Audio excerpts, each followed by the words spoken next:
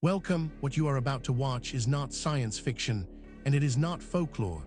It is a serious investigation into one of history's most compelling unresolved questions: the mystery of the Elamite Civilization, Iran's Bronze Age empire that built cities before Babylon. Across the world, in universities, research institutes, and field excavations, serious scholars are wrestling with evidence that does not fit the accepted story. Evidence that has been documented, measured, and peer-reviewed, and that still has no satisfying conventional explanation.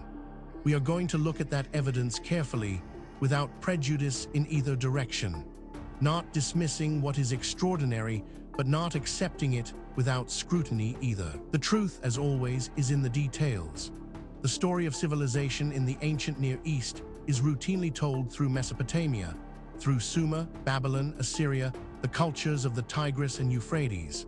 But to the east of Mesopotamia, in what is today southwestern Iran, there was another civilization, arguably equally ancient and in some periods equally powerful, that has been systematically overlooked in Western historical consciousness. The Elamite Civilization, centered in the Khuzestan region of Iran and the Zagros Mountains, was one of the earliest literate, urban, state-organized societies in the world. Elamite Proto-Writing, a system of tablets with incised signs, appears in the archaeological record from approximately 300 BCE, contemporaneous with the earliest Sumerian writing, and may in some instances predate it. The city of Susa, Elam's principal capital, was continuously occupied from approximately 200 BCE to the Middle Ages, one of the longest continuously inhabited cities in human history. Elam was Mesopotamia's most powerful eastern neighbor for more than 3,000 years, and its relationship with the great civilizations of the Tigris and Euphrates was consistently consequential. Elamite armies sacked and controlled Babylon multiple times. Elamite kings carried off the famous Law Stela of Hammurabi to Susa, where it was discovered in 1901 by French archaeologists, who realized to their astonishment that a text written in Babylonia had survived only because Elamite conquerors stole it. The Elamite king Shutruk-Nahant, who sacked Babylon around 1155 BCE, brought so many monuments from Mesopotamia to Susa that the site has yielded more major Babylonian and Akkadian inscriptions than any site in Mesopotamia itself. Yet Elam has almost vanished from the historical consciousness of most educated Westerners. The reasons are partly linguistic. The Elamite language is another isolate, related to no known language family, which prevented easy translation of the many Elamite texts that survive. They are partly geographic. Elam's core territory is in modern Iran, which became less accessible to Western researchers after 1979. And they are partly historiographic. The narrative of ancient civilization has been dominated by the intellectual descendants of the Bible and classical Greece, which both focused on Mesopotamia rather than Iran. Elam was there from the beginning. It deserves to be known. This is where our investigation begins. Stay with us, because the further we go into the evidence, the more extraordinary it becomes. The story you think you know is only the surface. Beneath it lies something far more remarkable. Let us begin. Before we go further, if you are finding this investigation compelling, please take a moment right now to like this video, drop a comment below with your thoughts, and share it with someone who loves a good historical mystery. If you are watching on YouTube, hit subscribe and tap the bell icon so you never miss a new episode. If you found us through Facebook, tap follow on our page. It takes just a few seconds, and it genuinely helps us keep making these documentaries. Now, let us get back to the investigation. Before we examine the specific evidence, we need to step back and understand the context. This case does not exist in isolation. It sits within the broader phenomenon of lost civilizations, and to properly evaluate what we are looking at, we need to understand the broader picture that surrounds it. What separates a civilization from a collection of villages? Not technology alone, but organization. The capacity to coordinate thousands of people toward shared goals, to store and transmit knowledge across generations, to build institutions that outlast individuals. These are the hallmarks archaeologists look for when they define a civilization, and for most of the 20th century, the oldest examples they could identify dated to around 3500 BC in Mesopotamia and Egypt. But that benchmark has been steadily eroding. Göbekli Tepe in Turkey, discovered in the 1990s and excavated since, consists of massive stone circles with elaborately carved pillars depicting animals, abstract symbols, and human figures. It dates to at least 10,000 BC, roughly 6,000 years before Stonehenge, and older than the invention of pottery or agriculture in the conventional sequence. Someone built it. Someone organized the quarrying, transport, and precise placement of limestone pillars weighing up to 20 tons. Someone knew what they were building and why. That level of coordinated effort implies a society more complex than any model of 10,000 BC predicted. Göbekli Tepe is not alone. Every few years, a new site expands the timeline further. Ancient stone structures in Indonesia have been dated to 25,000 years ago.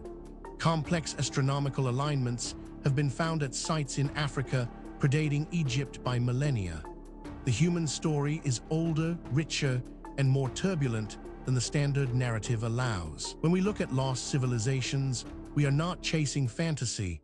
We are attempting to recover chapters of a history far longer than any currently recognized textbook will tell. This context matters because it tells us something important.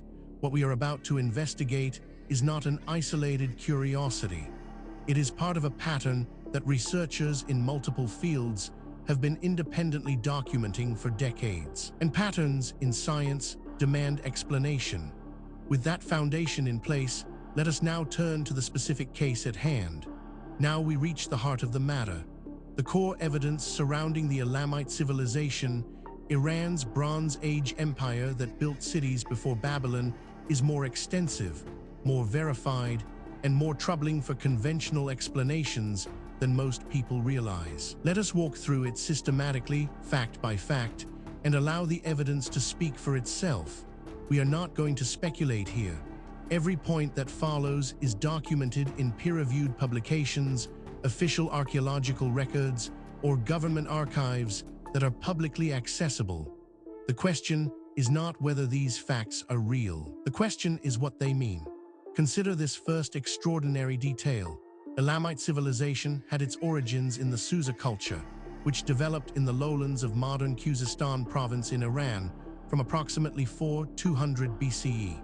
The characteristic artifact of early Susa is painted pottery of extraordinary quality, decorated with geometric and animal motifs that represent one of the finest ceramic traditions of the ancient Near East. The Susa culture was contemporary with the Ubaid culture of Mesopotamia and shared some cultural features with it, suggesting early connections between the two regions that may have included population movement in both directions. This single data point, if taken in isolation, might be set aside. Anomalies happen, instruments malfunction, researchers make mistakes. But as we continue, you will see that this is not an isolated anomaly. It is part of a consistent and documented pattern. But that is only the beginning. Researchers also discovered Proto-Elamite writing, which appears on clay tablets from Susa and related sites from approximately 3100 BCE, is one of the earliest known writing systems in the world, though its relationship to Sumerian proto-cuneiform, which appears in Mesopotamia at approximately the same time, is debated. Proto-Elamite tablets contain a complex system of numerical notations and administrative signs that clearly records economic transactions. The script has approximately 1,000 distinct signs and has been partially interpreted as an accounting system for livestock, grain, and labor, but the underlying language has not been identified, and the script remains largely undeciphered in a linguistic sense. Now, a skeptic might propose an alternative explanation for this, and that is entirely reasonable. We should always test alternative explanations before accepting extraordinary ones. The problem is that the alternative explanations, when examined carefully, create more problems than they solve. The mystery deepens when we examine, The Elamite political history spans roughly 700–550 BCE, after which Elam was absorbed into the Achaemenid Persian Empire. Major historical phases include the Old Elamite period, 700–1–600 BCE, the Middle Elamite period, 500–1–100 BCE, and the Neo-Elamite period, 800–550 BCE. The Middle Elamite period was Elam's peak of power, during which kings like Untashnapirisha, around 300 BCE, built the monumental ziggurat complex of Khuzestan, the best-preserved ziggurat in the world, and the sacking of Babylon by Shutruk-Nahant, approximately 155 BCE, demonstrated Elamite military dominance over Mesopotamia. This is where the conventional account begins to strain. Each individual fact might be dismissed or minimized in isolation, but the cumulative weight of the evidence is another matter entirely. Perhaps most remarkable of all, Khuzestan, ancient Dur-Antash, is the best-preserved ziggurat outside Mesopotamia and the most substantial surviving monument of Elamite civilization. Built by King Untashnapirisha around 250 BCE as a religious complex dedicated to the chief Elamite deity Inshushinak, it originally consisted of a multi-tiered tower approximately 53 meters tall, surrounded by 3 concentric enclosure walls. The UNESCO World Heritage Site is particularly notable for its Elamite language inscriptions.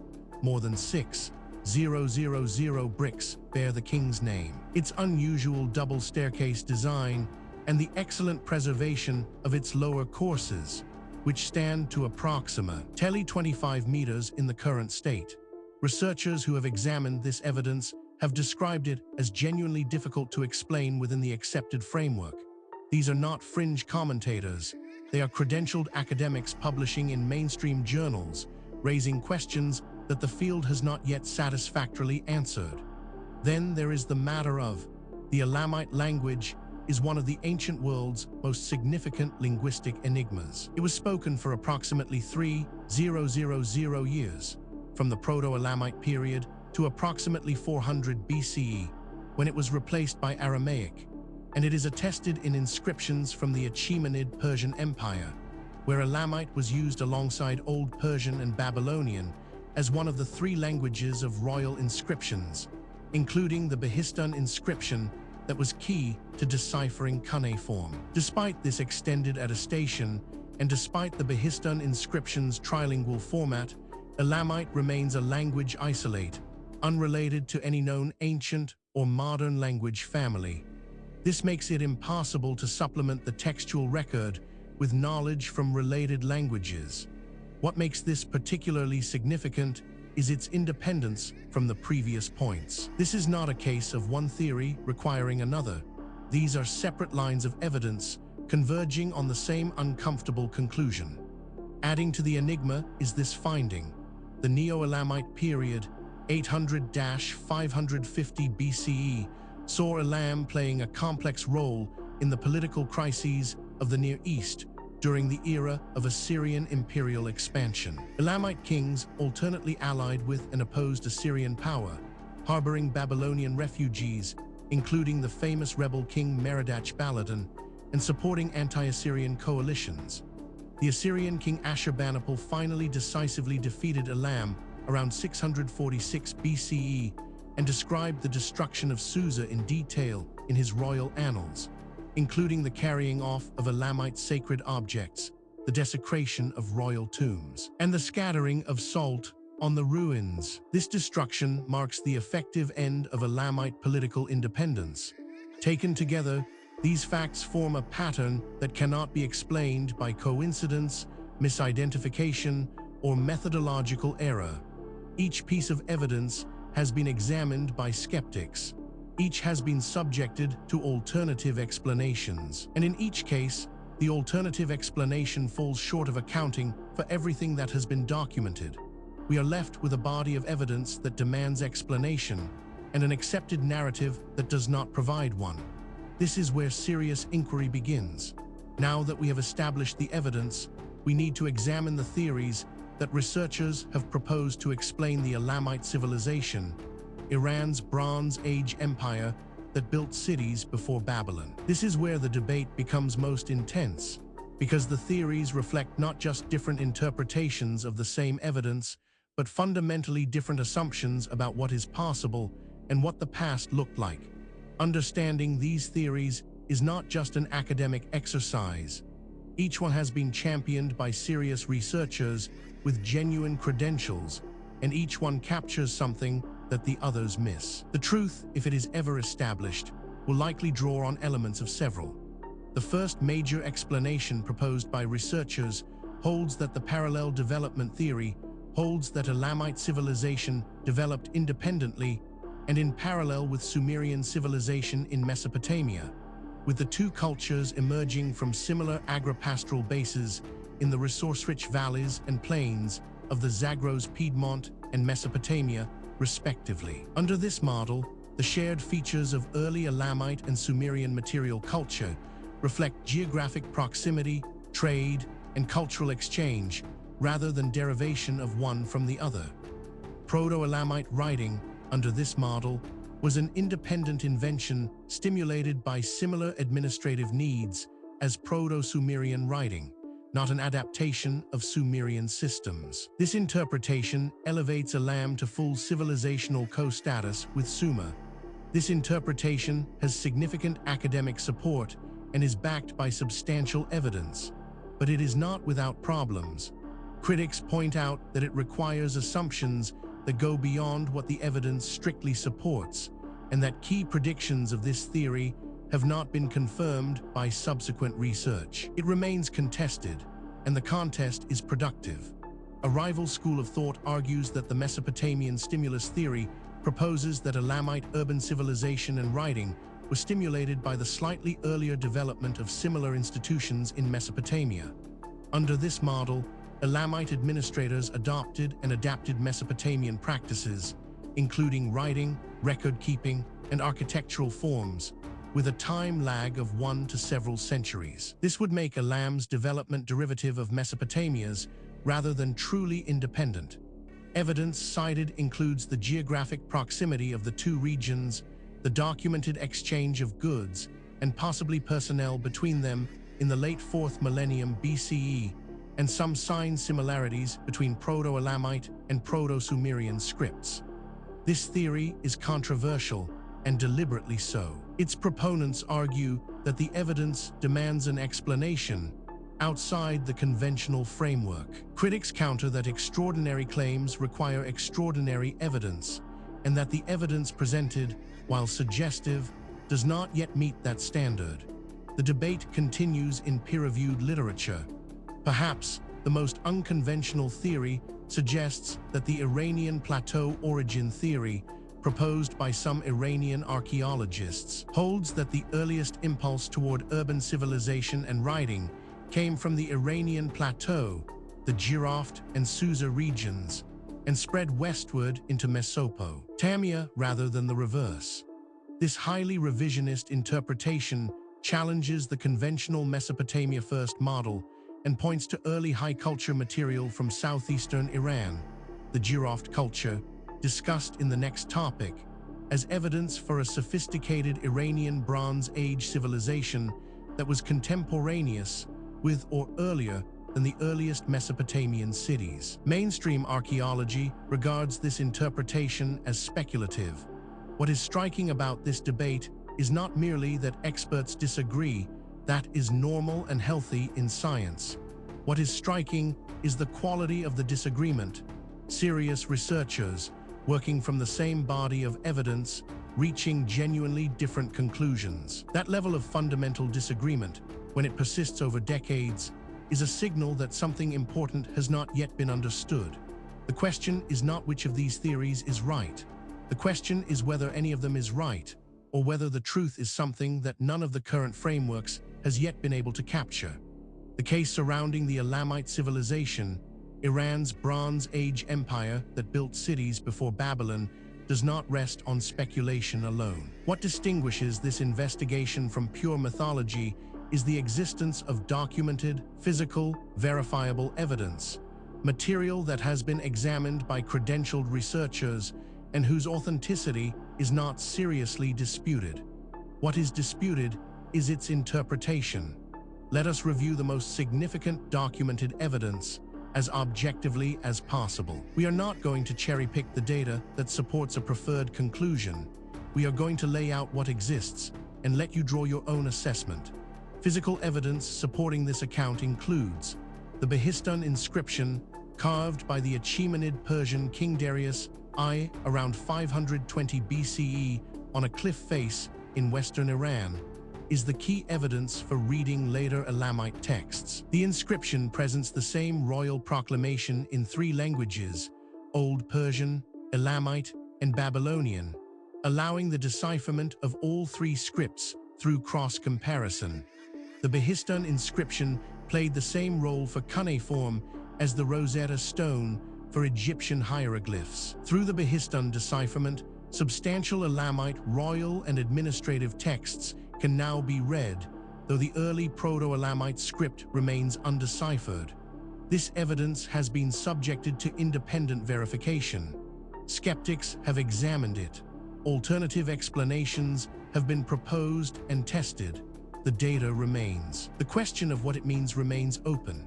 Investigators have documented the archaeological recovery of Babylonian and Akkadian monuments from Susa provides direct physical evidence of Elamite military power and the relationship between the two civilizations.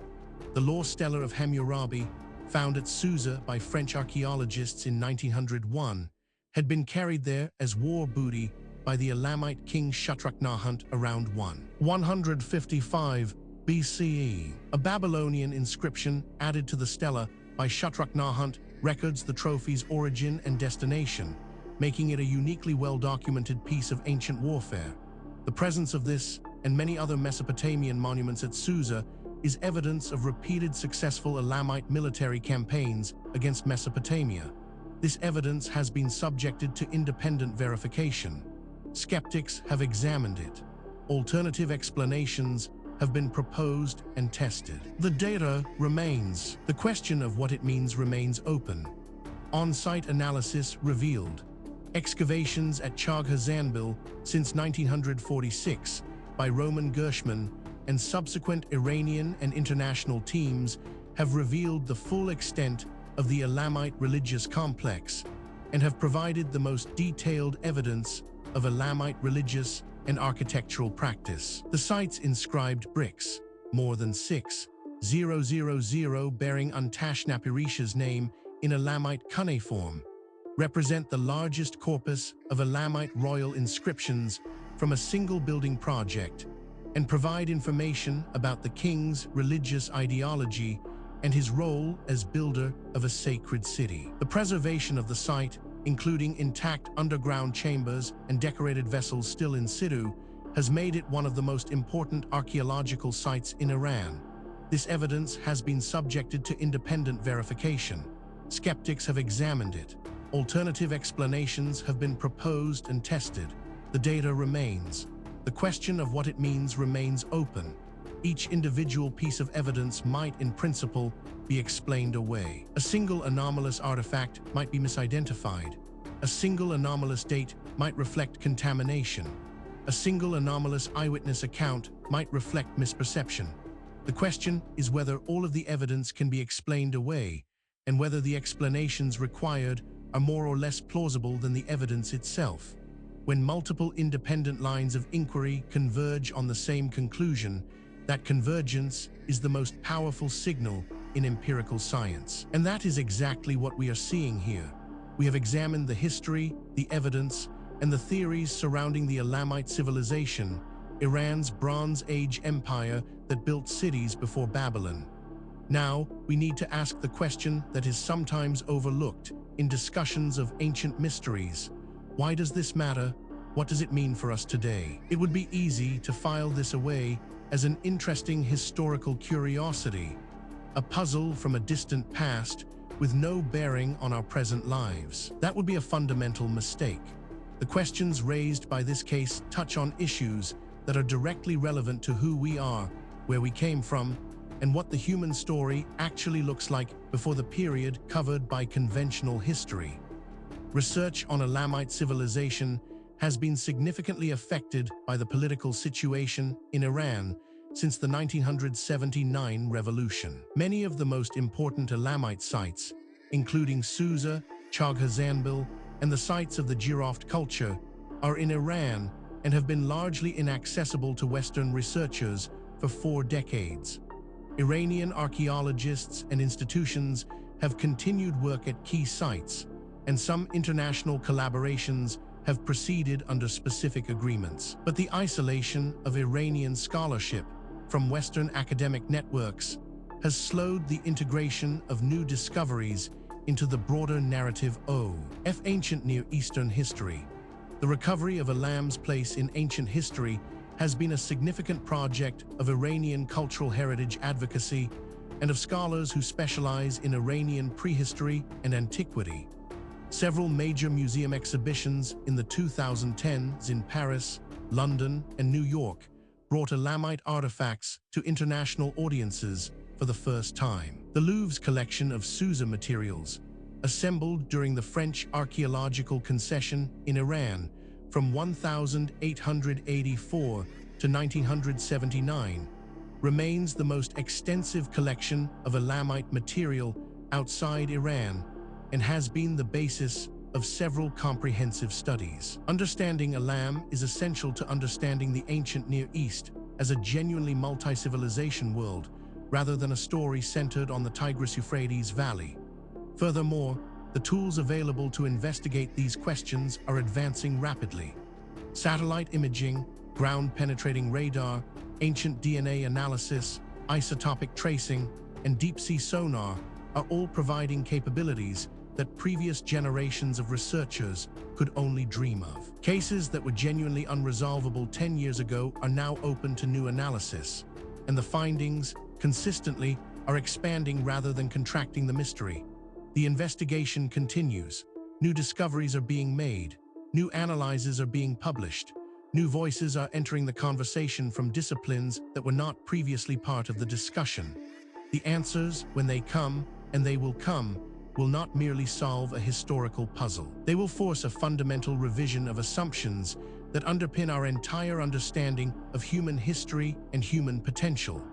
We have now walked through the complete case of the Elamite Civilization, Iran's Bronze Age empire that built cities before Babylon, from the historical record, through the physical evidence, across the competing theories, and into the modern significance of what remains unresolved. What the story of Elam ultimately reveals is not just a historical puzzle. It is a mirror.